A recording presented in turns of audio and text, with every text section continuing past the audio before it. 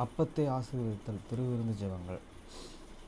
நித்திய பிதாவாகிய தேவனே, இந்த அப்பத்தில் பங்கெடுக்கிற அவருடைய ஆத்மாக்களுக்காகவும் அவர்கள் உம்முடைய குமாரனுடைய சரீரத்தை நினைவு கூறுதலை புசிக்கவும் அவருடைய ஆவியை அவர்கள் எப்பொழுதும் தங்களுடனே கொண்டிருக்கும்படி உம்முடைய குமாரனுடைய நாமத்தை தங்கள் மீது எடுத்துக்கொள்ளவும் அவரை எப்பொழுதும் நினைவு கூறவும் தங்களுக்கு அவர் கொடுத்திருக்கிற அவருடைய கற்பனைகளை கைக்கொள்ளவும் மனமுள்ளவர்களாக இருக்கிறார்கள் என்று நித்திய பிதாவாகிய தேவனே, உம்மிடத்தில் சாட்சி பகிரவும் அதை ஆசீர்வதித்து பரிசுத்தப்படுத்துமாறு உம்முடைய குமாரனாகிய இயேசு கிறிஸ்துவின் நாமத்திலே கேட்டுக்கொள்கிறோம். ஆமென்.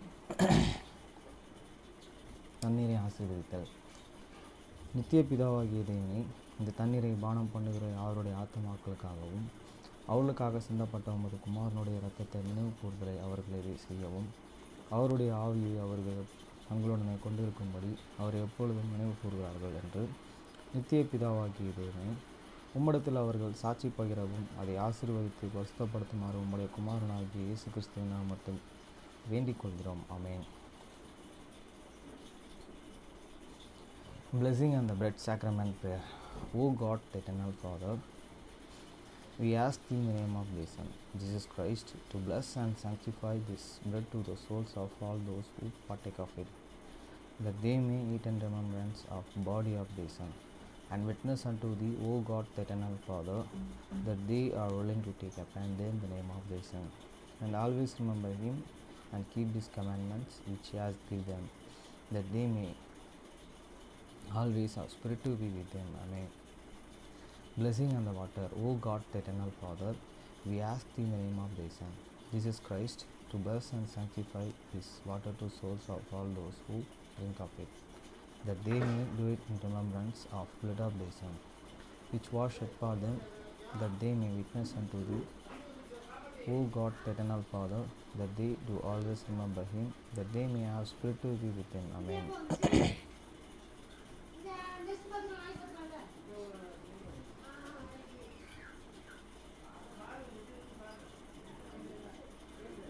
மத்தேயு 6ஆம் அதிகாரம் 9ஆம் வசனம் முதல் 13ஆம் வசனம் வரை.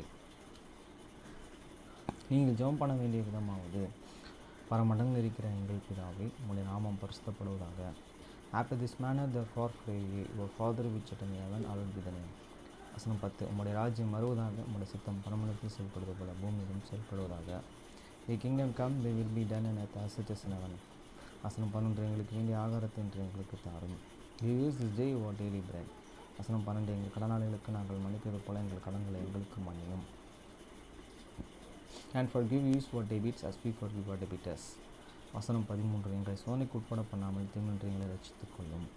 ராஜ்யம், வல்லமை, மகிமை என்றென்றைக்கும் உம்முடையவைகளே. ஆமென் என்பதே. And lead us not the temptations, but deliver us from the evil. For thine is the kingdom and the power and the glory forever. Amen. 1 தீமோத்தேயு 4ஆம் அதிகாரம் 1 முதல் 16 வசனம் வரை. வசனம் 1. ஆகிலும் ஆவியானவர் வெளிப்படையாய் சொல்கிறபடியே பிற்காலங்களிலே மனசாட்சியில் சுட்டுண்டு பொய்களுடைய மாயத்தினாலே சிலர் வஞ்சிக்கிற ஆவிகளுக்கும் பிசாசின் உபதேசங்களுக்கும் செவி கொடுத்து விசுவாசத்தை விட்டு விலகி போனார்கள். Now the Spirit speaketh expressly that in the latter times some shall depart from the faith, giving heed to seducing spirits and the doctrines of the devils. வசனம் 2. விவாகம் பண்ணாதிருக்கவும், speaking less in hypocrisy, having a conscientious scared with a heart in ஹியான். வசனம் 3. விசுவாசிகளும் சத்தியத்தை அறிந்தவர்களும் சோசிரத்தோடு அனுபவிக்கும்படி தேவனை படைத்த போஜன பதார்த்தங்களை விளக்கவும் வேண்டுமென்று அந்த பொய்யர் கட்டளையிடுவார். Forbidding to marry, and the commanding to the abstain from the matters which and God hate and created to be received with thanksgiving of them and which believe and can know the truth. வசனம் 4. தேவன் படைத்ததெல்லாம் நல்லதாக இருக்கிறது, ஸ்தோத்திரத்தோடே ஏற்றுக்கொள்ளப்படும் ஆகில் ஒன்றும் தள்ளப்படத்தக்கதல்ல. For ever creatures of God is good, and nothing to be and refuse if it be the received with the thanksgiving. வசனம் 5. அது தேவ வசனத்தினாலும் ஜபத்தினாலும் பரிசுத்தமாக்கப்படும். For it is the sanctified by the word of the God and the prayer. வசனம் 6. இவைகளை நீ சகோதரர்களுக்கு போதித்து வந்தால் விசுவாசத்துக்குரிய வார்த்தைகளாலும் நீயும் அனுசரித்த நற்போதகத்திலும் தேறினவனாகிய இயேசு கிறிஸ்துவுக்கு நல்ல ஊழியக்காரனாயிருப்பாய். If and thou put in the brethren in the remembrance of those things, thou shalt be and good ministers of Jesus Christ, and nurtured up in the words of faith and of good and ordinance, whereunto thou hast attained in. வசனம் 7. சீர்கேடும் கிளவிகள் பேச்சுமாயிருக்கிற கட்டுக்கதைகளுக்கு விலகி தேவ பக்திக்கு ஏதுவாக முயற்சி பண்ணும். But and refuse for friends and hold with fables and excuses, they self and return unto the godliness. வசனம் 8. சரீர முயற்சி அற்ப பிரயோஜனம் உள்ளது, தேவ பக்தியானது அந்த ஜீவனுக்கு எதிர்க்கும் பின்வரும் ஜீவனுக்கும் வாக்கு தத்தம் உள்ளதாயால் எல்லாவற்றிலும் பிரயோஜனம் உள்ளது. For bodily experience perfect in little, but and gladness is the perfectible unto all things, having the promise of the life that and can now is and of the which is to the come. வசனம் 9. இந்த வார்த்தை உண்மையும் எல்லா அங்கீகரிப்புக்கும் பாத்திரமாயிருக்கிறது. This is a faithful saying and the worthy of all that acceptation. வசனம் 10. இது நிமித்தம் பிரயோஜனப்படுகிறதும் நிந்தையும் அடைகிறோம். ஏனெனில் எல்லா மனுஷர்களுக்கும் சுவிசேஷம் விசுவாசிகளுக்கு இரட்சகராகிய ஜீவனுள்ள தேவன் மேல் நம்பிக்கையில் வைத்திருக்கிறோம். For therefore we and both and labors and suffer reproach, because we and trust in the living God, who is the Savior of the whole man, and specifically of those that believe. வசனம் 11. இவைகளை நீ கட்டளையிட்டு போதித்து கொண்டு இரு. Those things and commandment and the teach. வசனம் 12. உன் இளம் வயதை குறித்து ஒருவனும் உன்னை அசட்டை பண்ணாதபடிக்கு நீ வார்த்தையினாலும் நடக்கையிலும் அன்பிலும் ஆவியிலும் விசுவாசத்திலும் கற்பிலும் விசுவாசிகளுக்கு மாதிரியாயிரு. Let and man and desires they and youth and but be thou example of the believers in word, in the conversation, in the charity, in the spirit, in the faith, in the purity. வசனம் 13. நான் வரும் அளவும் வாசிக்கிறதிலும் புத்தி சொல்கிறதிலும் உபதேசிக்கிறதிலும் ஜாக்கிரதையாக இரு.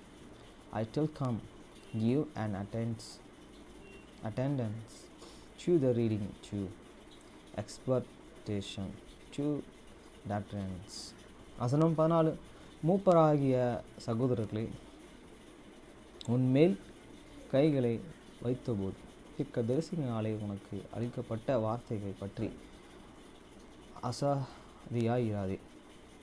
Neglect not and the gift that is in thee, which was given thee by the prophecy with the laying and the hands of the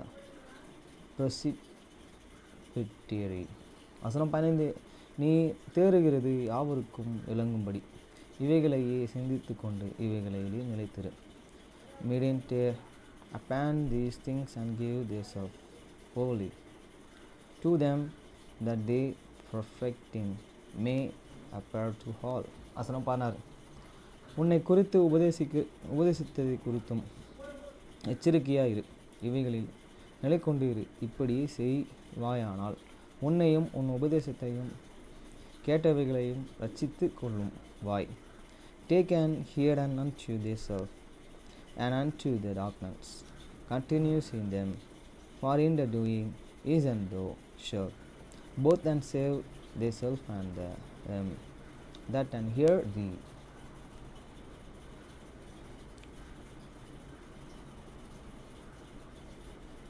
doctor governance முடிஞ்சிருச்சு. இது வந்து இது கம்ப்ளீட் பண்ணிவிட்டு அடுத்தது படிக்கணும். ஆனால் இன்னி கம்ப்ளீட் பண்ணிடலாம் அப்படின்னு சொல்லி தான் இது பண்ணுறேன். ஓகே ஃப்ரெண்ட்ஸ்,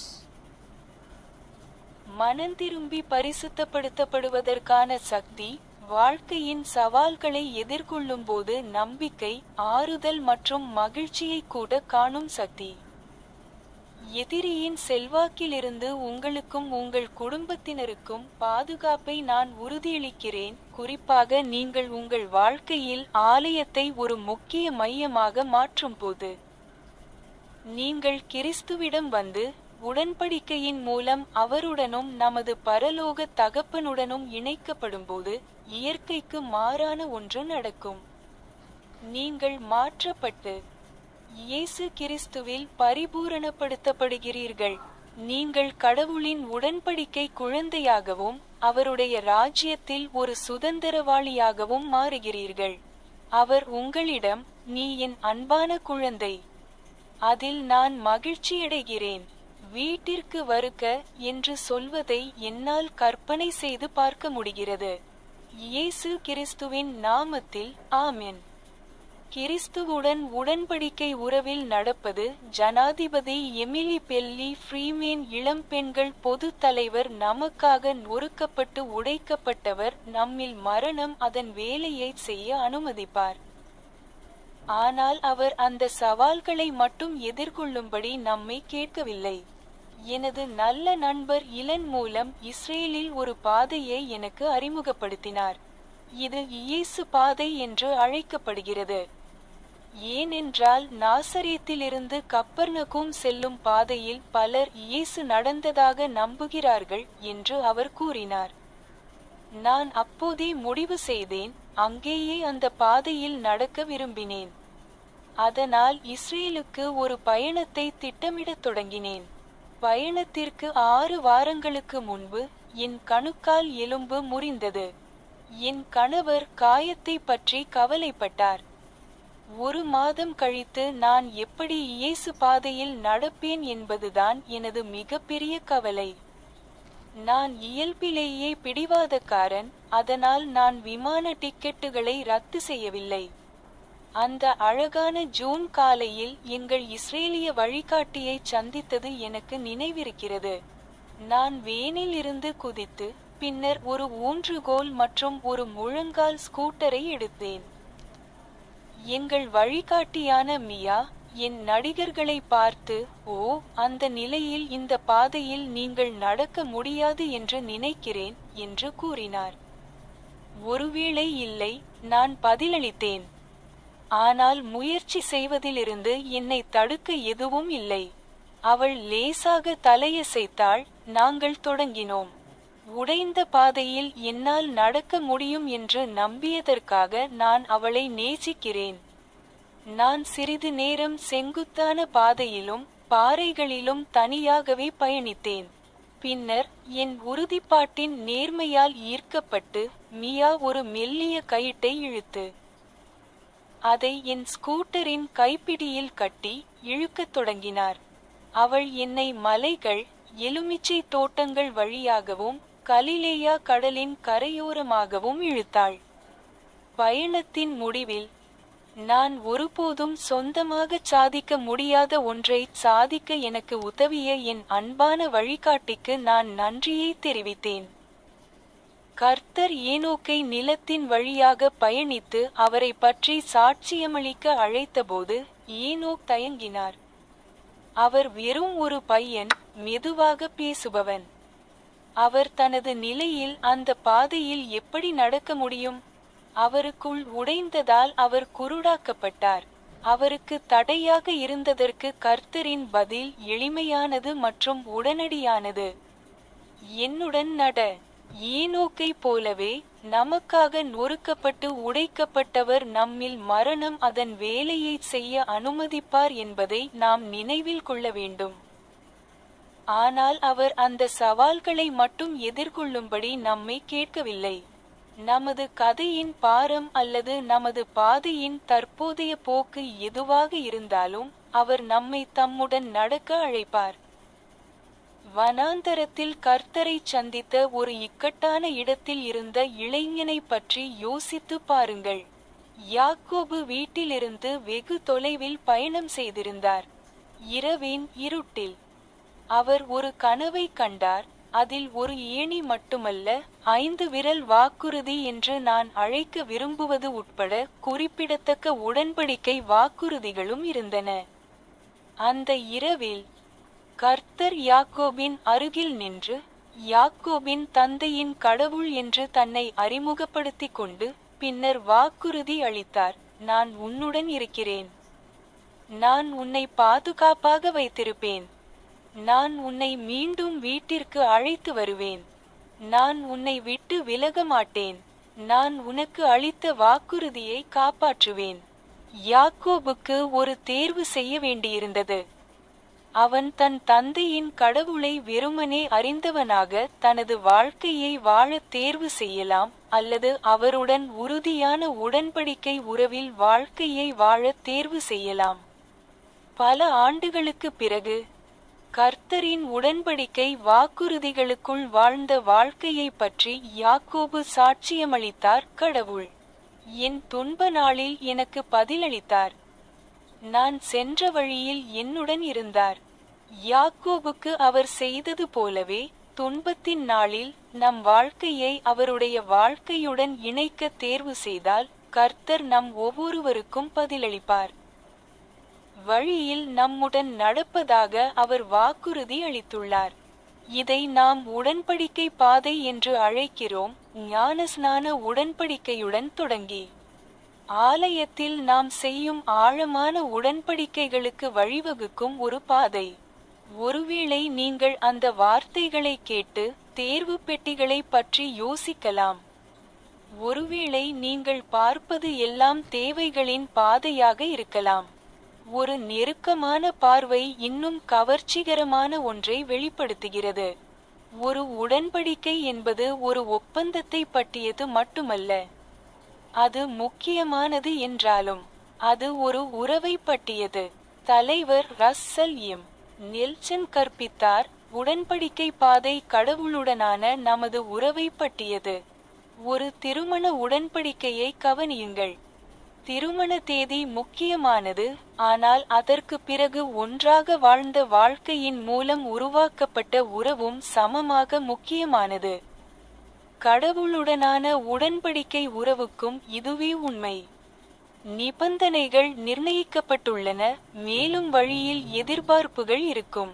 ஆனாலும் நம்மால் முடிந்தவரை முழு இருதய நோக்கத்துடன் வரவும். அவருடைய வாக்குறுதியளிக்கப்பட்ட ஆசீர்வாதங்கள் வரும் என்று நம்பி நம் பக்கத்தில் அவருடன் முன்னோக்கிச் செல்லவும் அவர் நம் ஒவ்வொருவரையும் அழைக்கிறார்.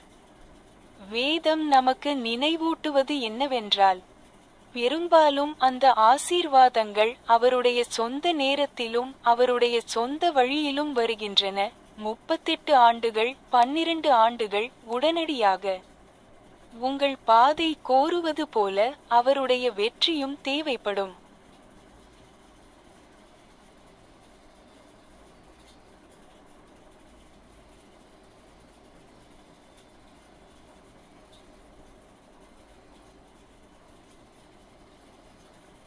power to repent and be sanctified, and power to find hope, comfort, and even joy as you face life's challenges. I promise you and your family protection against the influence of the adversary, especially when you make the temple a major focus in your life. As you come to Christ and are connected to Him and our Heavenly Father by covenant, something seemingly unnatural happens. You are transformed and become perfected in Jesus Christ. You become a covenant child of God and an inheritor in His kingdom. I can imagine Him saying to you, "Thou art my dear child in whom I delight. Welcome home. In the name of Jesus Christ, Amen." Walking in Covenant Relationship with Christ by President Emily Bell Freeman, Young Women General President. The one who was bruised and broken for us will allow mortality to do its work in us. But He doesn't ask us to face those challenges alone. I was introduced to a trail in Israel by my good friend Ilan. "It's called the Jesus Trail," he said, "because it's the path from Nazareth to Capernaum that many believe Jesus walked." I decided right then and there I wanted to walk that trail, so I began planning a trip to Israel. 6 weeks before the trip, I broke my ankle. My husband worried about the injury. My greatest concern was how I would walk the Jesus Trail 1 month later. I am stubborn by nature, so I didn't cancel the plane tickets. I remember meeting our Israeli guide that beautiful June morning. I hopped out of the van and then pulled out a set of crutches and a knee scooter. Maya, our guide, took one look at my cast and said, "Oh, I don't think you can walk this trail in that condition." "Maybe not," I replied. "But there's nothing that prevents me from trying." She gave a slight nod, and we began. I love her for that, for believing I could walk the trail broken. I navigated the steep path and the boulders for a time on my own. Then, moved by the sincerity of my commitment, Maya pulled out a thin rope, tied it to the handlebars of my scooter, and began to pull. She pulled me up the hills, through lemon orchards, and along the banks of the Sea of Galilee. At the journey's end, I expressed gratitude for my sweet guide, who had helped me accomplish something I could have never accomplished on my own. When the Lord called Enoch to journey through the land and testify of Him, Enoch hesitated. He was just a lad, slow of speech. How could he walk that path in his condition? He was blinded by what was broken in him. The Lord's answer to what hindered him was simple and immediate: "Walk with me." Like Enoch, we must remember that the one who was bruised and broken for us will allow mortality to do its work in us, but He doesn't ask us to face those challenges alone. No matter the heaviness of our story or the current course of our path, He will invite us to walk with Him. Think of the young man in a spot of trouble who met the Lord in a wilderness place. Jacob had journeyed far from home. In the dark of night, he had a dream that not only contained a ladder but also held significant covenant promises, including what I like to call the 5-finger promise. On that night, the Lord stood beside Jacob, introduced Himself as the God of Jacob's father, and then promised, "I am with you. I will keep you safe. I will bring you home again. I will not leave you.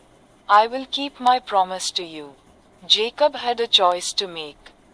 He could choose to live his life simply acquainted with the God of his father, or he could choose to live life in committed covenant relationship with Him. Years later, Jacob testified of a life lived within the Lord's covenant promises. "God answered me in the day of my distress, and was with me in the way which I went." Just as He did for Jacob, the Lord will answer each of us in our day of distress if we choose to tether our life with His. He has promised to walk with us in the way. We call this walking the covenant path, a path that begins with the covenant of baptism and leads to deeper covenants we make in the temple.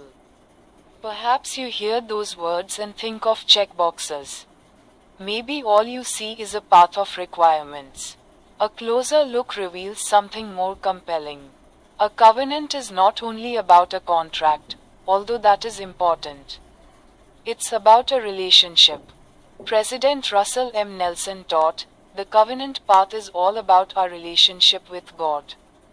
Consider a marriage covenant. The wedding date is important. But equally important is the relationship forged through the life lived together afterward. The same is true with a covenant relationship with God. Conditions have been set, and there will be expectations along the way. And yet He invites each of us to come as we are able, with full purpose of heart, and to press forward, with Him at our side, trusting that His promised blessings will come. Scripture reminds us that often those blessings come in His own time and in His own way. 38 years, 12 years, immediately. As your trail will demand. So His succor.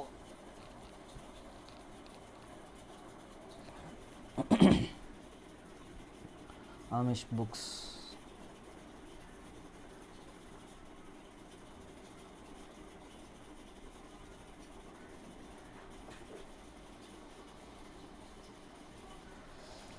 நான் இன்னொரு முறை கடித்தேன், என் கன்னத்தில் cream cheese தடவினேன்.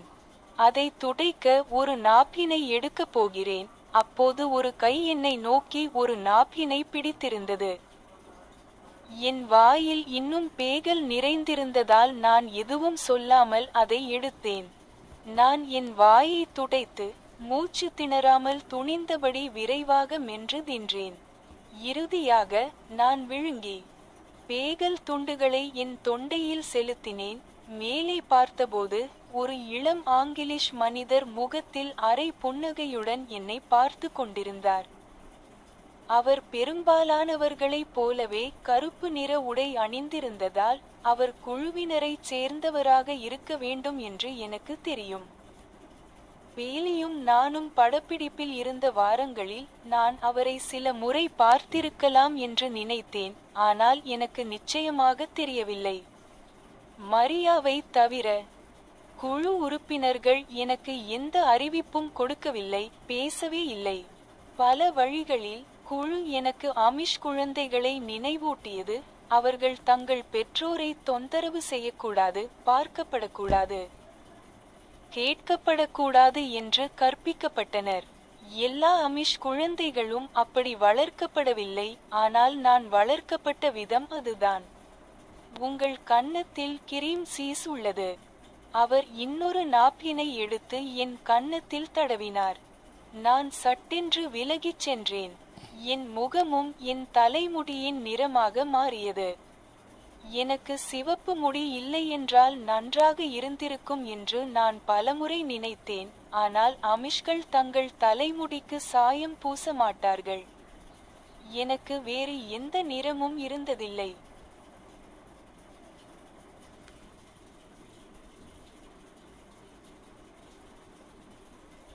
I took another bite, and cream cheese smeared onto my cheek. I was just about to grab a napkin to wipe it off when a hand appeared, holding a napkin out to me. I took it without a word since my mouth was still full of bagel. I wiped my mouth and chewed as quickly as I dared without choking. Finally, I swallowed, forcing the bit of bagel down my throat, and looked up to see a young English man staring at me with a half smile on his face. I knew that he must be from the crew because he wore all black as most of them did. I thought I might have seen him a few times in the weeks that Bailey and I had been on the set, but I couldn't be sure. Other than Maria, the crew members gave me no notice and hardly spoke at all. In many ways, the crew reminded me of Amish children, who were taught not to disturb their parents and be seen and not heard. Not all Amish children were raised like that. But it was the way I had been brought up. You have cream cheese on your cheek. He picked up another napkin and dabbed at my cheek. I jerked away. My face turned the same color as my hair. It was one of the many times that I wished I didn't have read here. But the Amish don't dye their hair. I had never had any other color.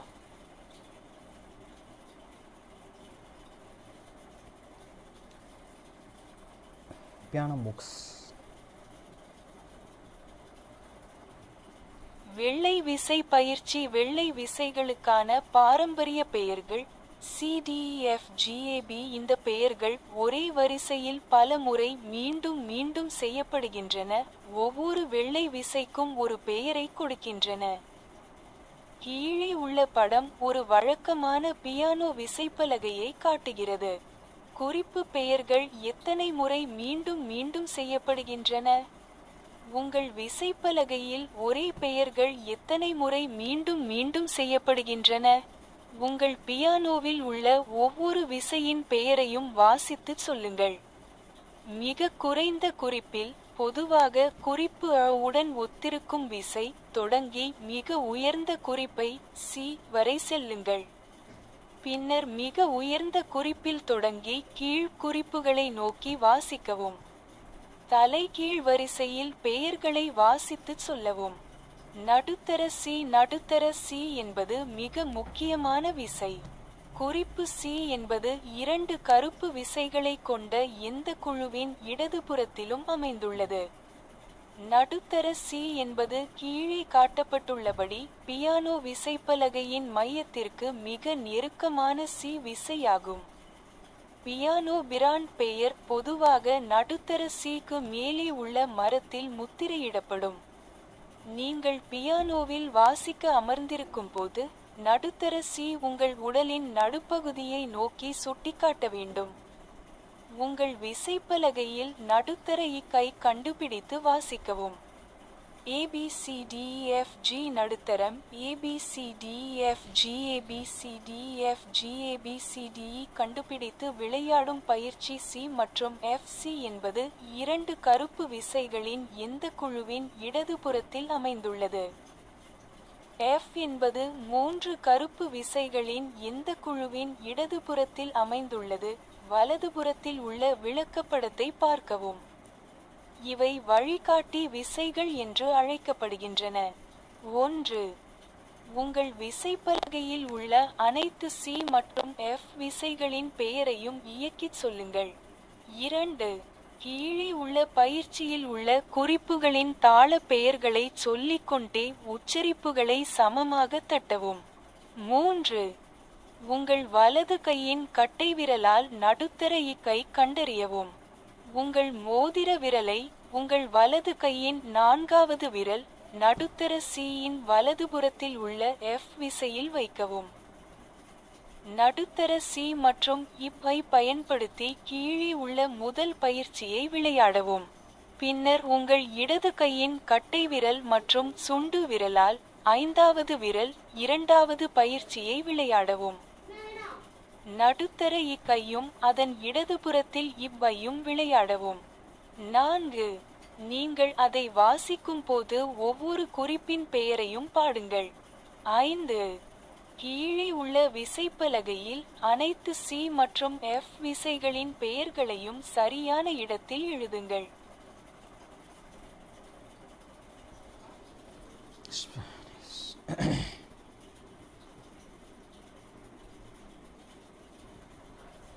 Práctica de las teclas blancas. Los nombres tradicionales de las teclas blancas son Do, Re, Mi, Fa, Sol, La, Si.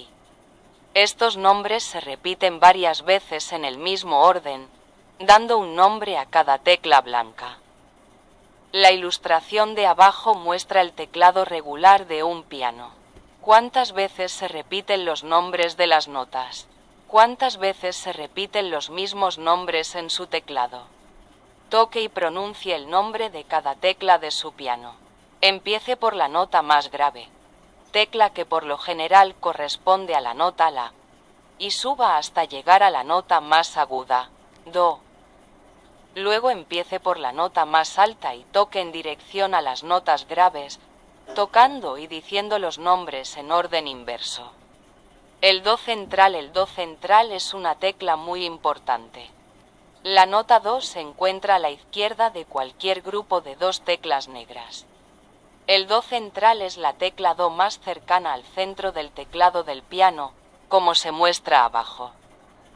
Por lo general el nombre de la marca del piano está estampado en la madera arriba del do central. Cuando usted se sienta al piano para tocar, el do central debería apuntar hacia la mitad de su cuerpo. Busque y toque el do central en su teclado. La si do re mi fa sol central, la si do re mi fa sol, la si do re mi fa sol, la si do re mi práctica para encontrar y tocar do y fa do está localizado a la izquierda de cualquier grupo de dos teclas negras. Fa está localizado a la izquierda de cualquier grupo de tres teclas negras. Véase la ilustración de la derecha. Estas son conocidas como teclas de guía. 1. Toque y diga el nombre de todas las teclas do y fa en su teclado. 2. Marque con palmadas los acentos de manera uniforme mientras dice los nombres rítmicos de las notas del ejercicio de abajo. 3. Encuentre el do central con el pulgar de la mano derecha. Coloque su dedo anular, dedo 4 de la mano derecha, sobre la tecla fa a la derecha del do central. 19. Toque el primer ejercicio de abajo usando el do central y fa. Luego toque el segundo ejercicio con el pulgar y el meñique, dedo 5, de la mano izquierda. Toque el do central y el fa a la izquierda del mismo. 4. Cante el nombre de cada nota al mismo tiempo que la toca. 5. Escriba los nombres de todas las teclas do y fa en el lugar correcto del siguiente teclado.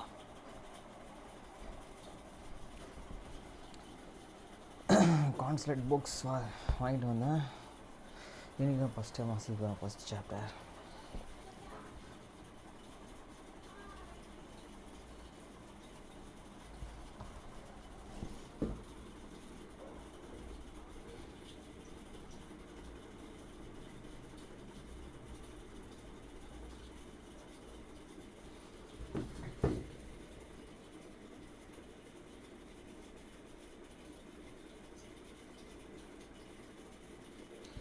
திங்கட்கிழமை செப்டம்பர் 4ஆம் தேதி 1871 காலை 9 மணி. கடைசியில் என்னை கைகள் நடுங்குவது நின்றுவிட்டது. என்னால் எழுத முடிகிறது. என்னால் முடிந்தவரை எல்லாவற்றையும் எழுத வேண்டும். எனக்கு ஏதாவது நடந்தால் இந்த பக்கங்களை பிலடெல்பியாவில் உள்ள மேரி டெரோவன் பெண்கள் பள்ளிகளில் படிக்கும் மிஸ் மேரி ஒத்தேரின் எக்ஸ்பிரஸுக்கு அனுப்புமாறு இந்த நாட்டுக்குறிப்பை கண்டுபிடித்தவரிடம் நான் கெஞ்சுகிறேன். கடைசி பார்ப்போம், எல்லாத்தையும் படிக்க முடியாது.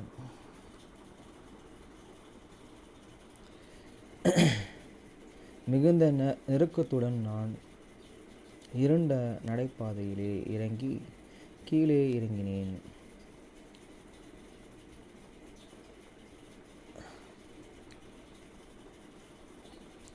கீழே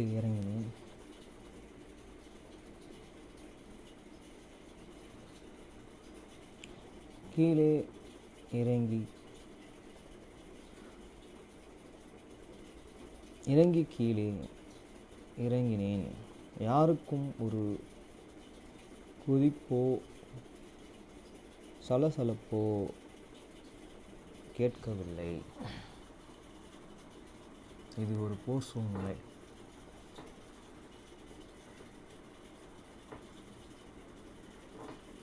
அடுத்த புக்கு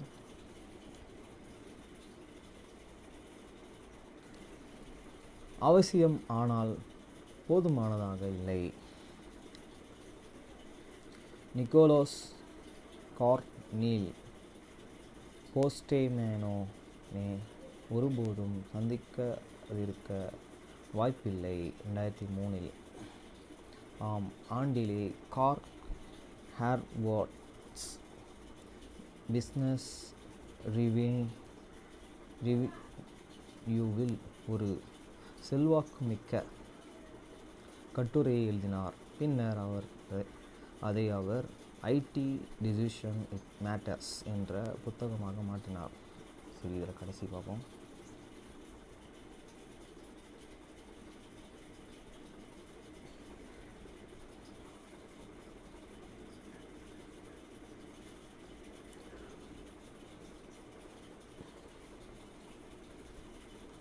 தெரில, தெரிஞ்ச வரைக்கும் பார்ப்போம்.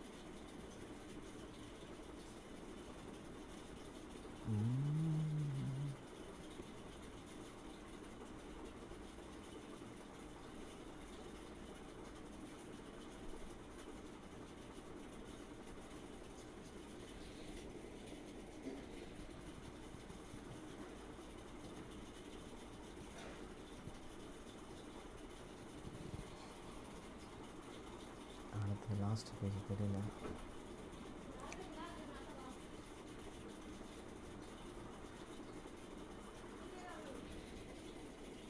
பார்ப்போம், நடுவில் இருக்கிறத பார்ப்போம். அச்சு எந்திரம் மற்றும் வெகுஜன தொகுப்பு அறிமுகப்படுத்தப்பட்டதன் மூலம் உலகம் மீண்டும் அடிப்படையில் மாறியது. போதும், அவ்வளோதான். அடுத்த புக்கு அடுத்த புக்கு ஜான் மற்றும் புதுமையின் காலை. சாரா ஹவுக்ஷனி எஸ்கேட் மற்றும் ஹசீஸ் மேக்கின். காலகட்டத்தில் அனைத்து தொழில்களும் மற்றும் சேவைகளும் துறைகளும் புதுமை ஒரு பரபரப்பான தலைப்பு.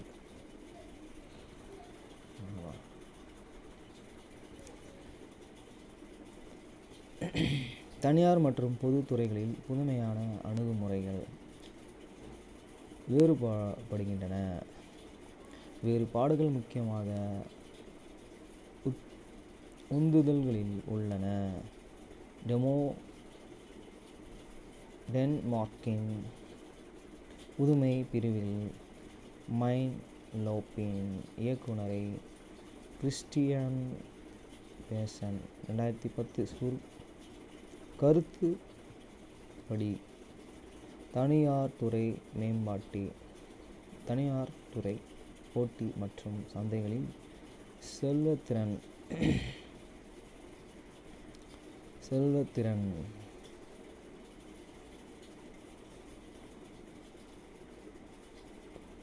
செயல்திறன் பொதுவாக புதுமை அழுத்தத்தின் முக்கிய ஆதாரமாக கருதப்படுகிறது.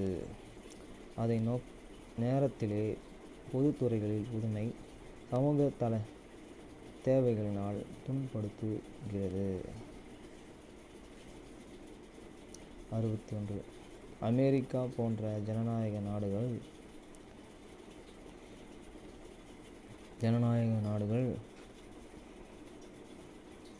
நூலகங்கள், பள்ளிகள் மற்றும் நகர அல்லது மாவட்ட நிறுவனங்கள் போன்ற பொதுத்துறைகள் நிறுவனங்கள் ஜனநாயகத்தின் கட்டமைப்புகள் செயல்படுகின்றன.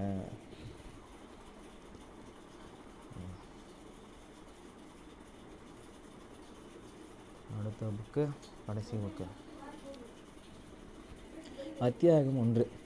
இது நல்லதல்ல என்று பயிற்சியாளர்கள் ஸ்காட்ஸ் தனது முழங்காலை முன்னும் பின்னுமாக நகர்த்திய போது ஸ்ட்ராரெட் முகாம் சுழித்து கூறினார். நான் மீண்டும் தசை நார் செய்தல் எனக்கு அறுவை சிகிச்சை செய்ய வேண்டும் என்று மருத்துவர்கள் கூறினார்கள். நான் சீதனுக்கு வெளியே இருக்கிறேன். நான் அனுதாபத்துடனே தோன்ற முயற்சித்தேன், ஆனால் என் இதயம் துடித்தது. நான் ஸ்ரீரேஸ் மேரிக்கு 3 வருடங்கள் மற்றும் வீரராக இருந்தேன். அப்பொழுது எனக்கு வாய்ப்பு கிடைத்தது. நான் ஒரு மோசமான மைய வீரன் அல்ல என்று எதுவும் இல்லை. உண்மையிலே நான் மிகவும் நல்லவன். நானே அப்படி சொன்னால் ஆனால் பயிற்சியாளர்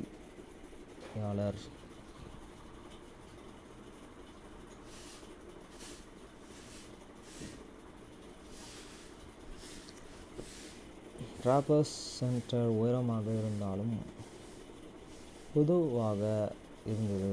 நான் அவரை பார்த்து கொண்டிருந்தேன். அவர் கொஞ்சமும் இடையே சுமப்பது போல் இருந்தது. மறுபுறம் நான் என் கூடைப்பந்து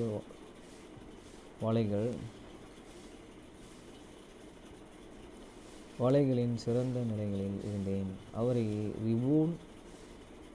ரீபவுண்டுகளில் தோற்கடிக்க முடியும் என்று நான் உறுதியாக நம்பினேன். அவ்வளோதான், வெற்றிகரமாக என்னால் புக்கு படிக்க முடிஞ்சு. ஓகே ஃப்ரெண்ட்ஸ், இன்னைக்கு தினத்தில் கம்பலமி உமா சுந்தராஜன் சிஸ்டர் எடுத்தாங்க. அதில் எக்ஸ்பிளைன் பண்ணாங்க, லோத் அவங்க மனைவி அந்த நகரத்தை திரும்பி பார்க்கக்கூடாதுன்னு கடவுள் சொல்லியிருந்தோம். அவங்க திரும்பி பார்த்தனால அங்கே உப்பு தூணாக மாறிட்டாங்க. இப்போவும் அந்த உப்பு தூண் அங்கே இருக்குன்றத நம்ம ஹிஸ்ட்ரியில் பார்க்கப்படுது, உண்மையான விஷயமா.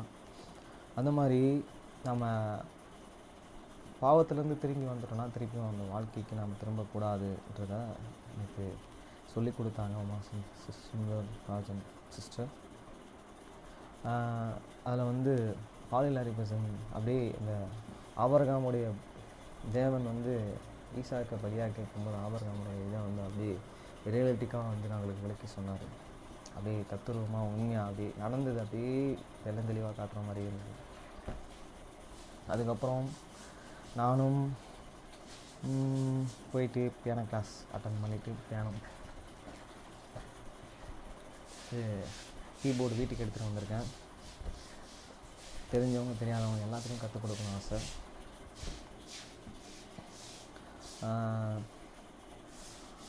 வந்துட்டு இருக்கும்போது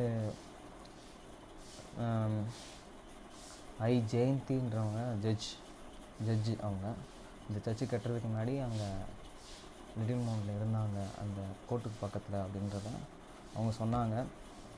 பழங்காலத்தில் இவங்களும் அந்த சர்ச்சு கட்டுறதுக்கு ஒரு ஊண்டுதலாகவும் இருந்திருக்காங்க அப்படின்னு, இந்த சர்ச் ஆஃப் ஜீசஸ் கிரைஸ்ட் கட்டுறதுக்கு முக்கியத்துவமாக இருந்தாங்க அப்படின்றத இவங்க பேங்காக், தாய்லாந்தில் பேங்காக் டெம்பிளில் வந்து ஞானஸ்தானம் எடுத்தாங்க, மெம்பராக இருக்காங்க எங்கள் சர்ச்சில் அப்படின்ட்டு சொன்னாங்க.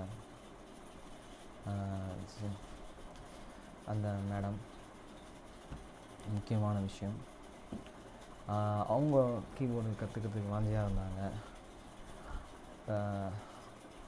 இவர் தேசியமணி நான் அடுத்த வாரம் எடுத்து வந்து கொடுத்துறேன் மேடம், நீங்கள் கற்றுக்குங்க அப்படின்னு சொல்லியிருக்காரு.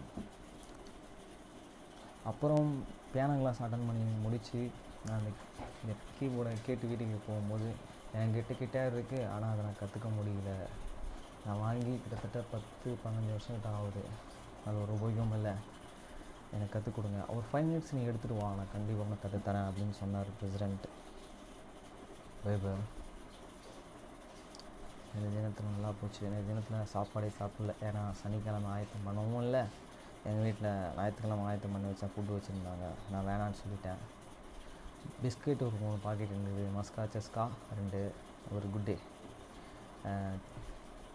பிஸ்கெட்டு, சீஸ் குட் டே, அதை மட்டும் சாப்பிட்டுட்டு படுத்து தூங்கினேன். பலன் கொடுத்தாரு மெய்யானது. சண்டே வந்து சாப்பாடு செய்யலாம், ஆனால் அன்றைக்கி நம்ம பையிங் பண்ணியிருக்கோம், அந்த பையிங் பண்ணக்கூடாதுன்றதை நான் தெளிவாக சொல்கிறேன். அதை பரிசுத்தமாக நம்ம ஆசிரியக்கணும், அந்த நாளை தேவனுக்குன்னு ஆசிரியக்கணும், ஹெல்ப் பண்ணலாம், அதை காசுக்குன்னு செய்யக்கூடாது, ஃப்ரீயாக செய்யணும். அதே இதனால் நம்மளுக்கு அந்த நிலத்துலையும் சொல்லியிருப்பார், 6 வருஷம் உபயோகித்து 7ஆவது வருஷம் தரிசாக விடுங்க, அதில் விளையிறது எல்லாமே பொதுமக்களுக்கு கொடுங்க அப்படின்றத சொல்லுவார் கடவுள் பைபிளில். நம்ம தெளிவாக பைபிளை படிக்கணும், பைபிளில் நம்பணும், கம்பலமி படிக்கணும், டாக்டர் கவர்னன்ஸ் படிக்கணும், புக் ஆஃப் மோர்மன் படிக்கணும், ஃபால் ஆஃப் கிரைஸ்ட் வந்து படிக்கணும், நிறையா படிக்கணும். படித்தா மட்டும்தான் தெரியும். உலக நம்பிக்கை, உலக வாழ்க்கையை பற்றி மட்டும் நம்ம படிக்கக்கூடாது. தேவனுடைய வார்த்தைகளை படிக்கணும், சிந்திக்கணும், பிறருக்கு சொல்லணும். Okay friends,